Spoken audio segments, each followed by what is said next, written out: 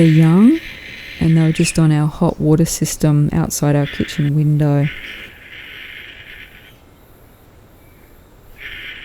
Now they're on the fence. Those big wide eyes tell me it's a nocturnal hunter, but the small feet let me know that it would only eat moths and other smaller creatures. It's not a fierce hunter of larger animals. There it is on the possum pole, or one of our possum poles. It's just having a little preen.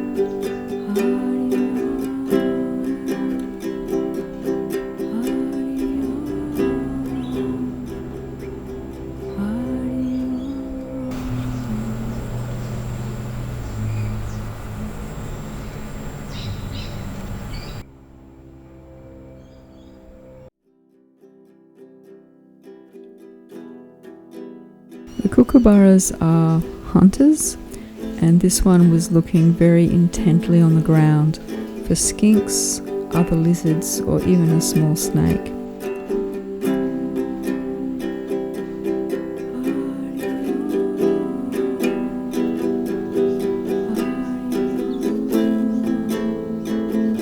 They're actually in my lychee tree.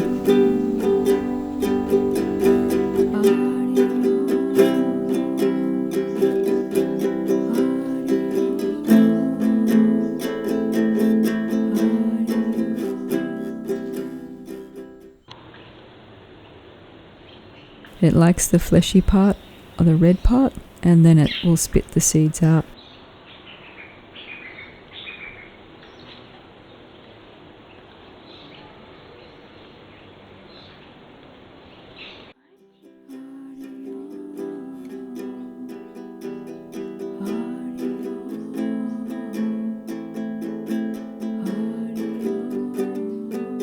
Apparently they can drink standing on one leg.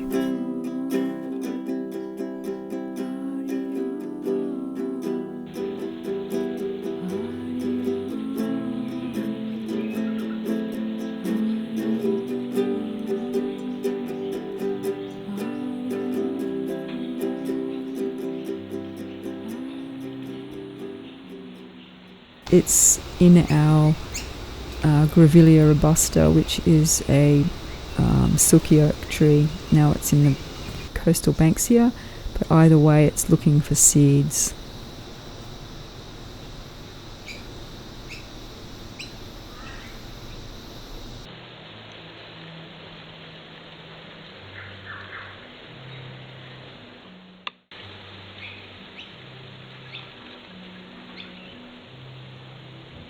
Now it's come for a drink.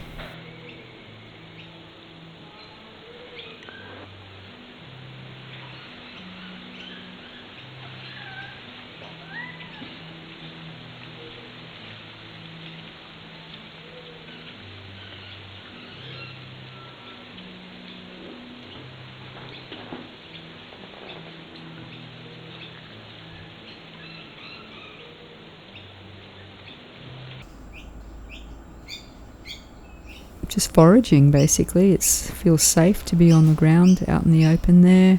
It's looking for food.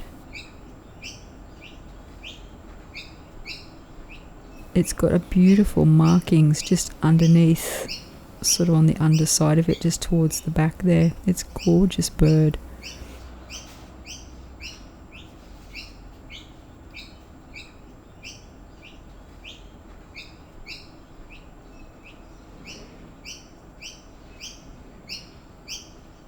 That's our pheasant kukul or swamp pheasant, and they're in their breeding colours, and we called him Garuda.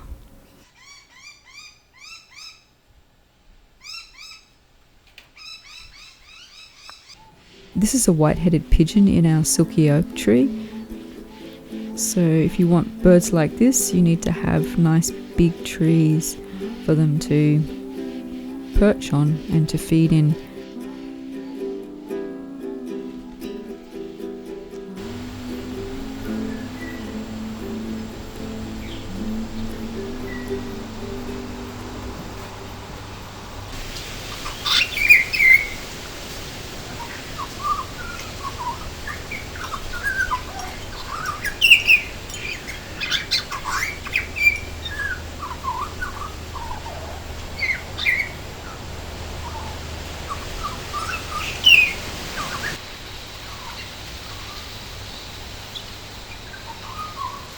This is a really agitated scrub turkey, and that's because a brown goshawk has killed a pigeon just on the other side of our fence line. The scrub turkey's alarmed, all the other birds were alarm calling, and the brown goshawk's just come into our backyard for a little bit of peace and quiet to finish off the pigeon.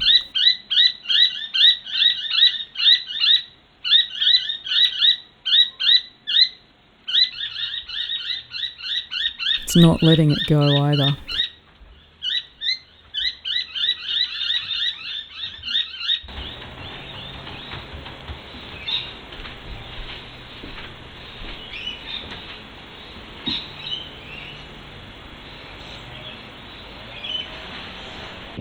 A beautiful native flower, attracts bees and other insects. Chilling out.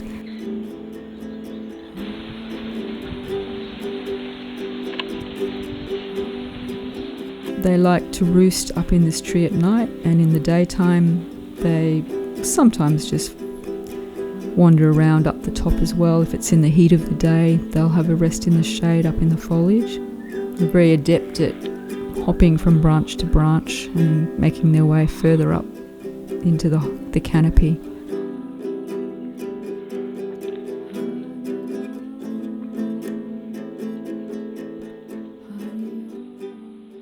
This is a noisy miner, and it's looking around in our jasmine vine for some insects, and on the other side of the vine there's the chicks.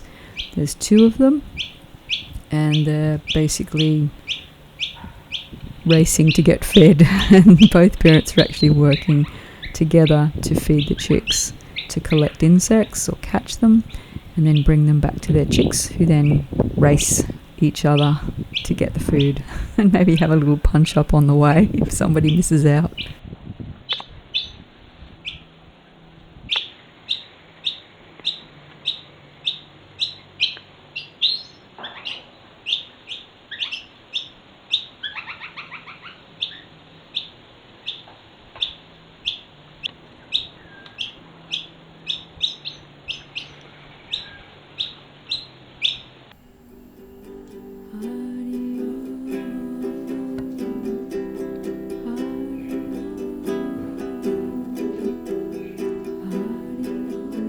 I'm filming this through the kitchen window. That's how they walk. They'll catch small insects along the branches as well, but they actually at night sleep in those trees and right out on the very edge. The possum pole goes from the fence line over to our veranda railing and then up to the actual possum box. We've got 2 possum poles, one at the eastern and one on the western side of the house. And if you see perhaps a dark lump on top of the box, that's the father possum. The mother and the baby are actually inside the box. And if you look up there, I'm filming from the kitchen window, but you can see that that's Snaky, and that's the possum box. You know, it's just up in the guttering, basically. It's disturbed the gutter guard to get in, and just, it's a nice kind of little safe place for it, and it's nice and warm, and it will help it to digest the meal that it's caught. That's the father possum, and obviously all the possums are okay.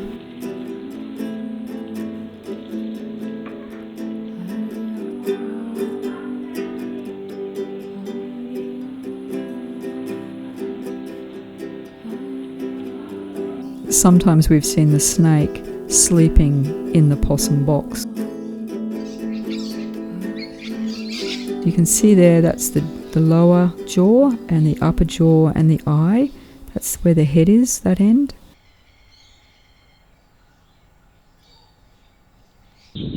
Some of those beautiful insect attracting plants, just the lily pillies. Beautiful red pom-pom flowers. There's those palm fruits again.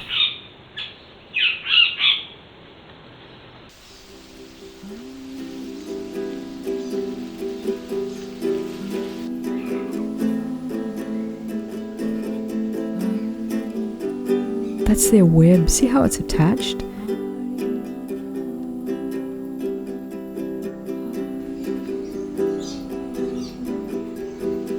There are its food parcels.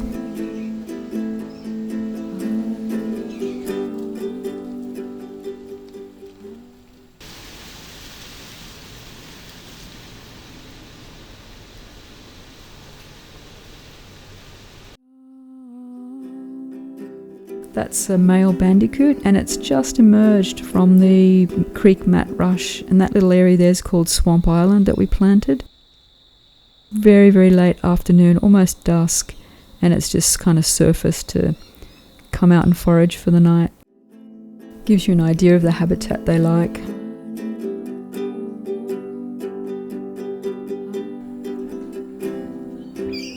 Because we've got lots of plants in our garden, different types of plants, it feels safe to hide in between the leaves. So it's got a little place for itself.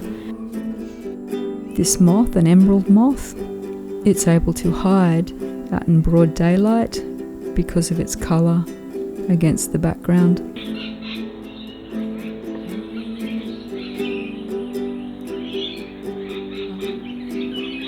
One of our garden's mini beasts.